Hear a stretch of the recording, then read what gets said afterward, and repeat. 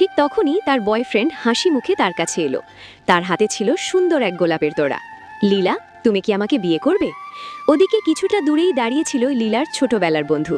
তার হাতেও ফুল ছিল। সে সবকিছুই দেখছিল। হঠাৎ বয়ফ্রেন্ড একটি হীরের হার বের করল এবং ভালোবেসে লীলাকে পরিয়ে দিয়ে প্রপোজ করল। যেই না আংটি পরানো শুরু হলো, বন্ধু আর নিজেকে আটকাতে পারল না। রাগে আংটিটা সরিয়ে দিয়ে সে বলল, আমি তোমাকে ভালোবাসি। এটা দেখে বয়ফ্রেন্ড রেগে আগুন হয়ে গেল। সে বন্ধুকে ধাক্কা দিয়ে সরিয়ে দিল এবং রাগে বলল, থাকতে লীলাকে বেছে নেবার অধিকার আর কারো নেই। ও শুধু আমার। পরের দিন ছিল বিয়ের অনুষ্ঠান। সাদা পোশাকে লীলাকে একদম রাজকন্যার মতো লাগছিল। খুশিতে তার মুখ উজ্জ্বল হয়ে উঠেছিল, কারণ সে সেই মানুষটাকে বিয়ে করতে যাচ্ছিল যাকে সে ভালোবাসে। বরের বেশে তার বয়ফ্রেন্ডকেও দারুণ হ্যান্ডসাম লাগছিল। দুজনে একে অপরের দিকে তাকিয়ে হাসছিল। রবিন এগিয়ে এসে লীলাকে জড়িয়ে ধরল। ওদিকে দূরে দাঁড়িয়ে লীলার বন্ধু এসব দেখছিল।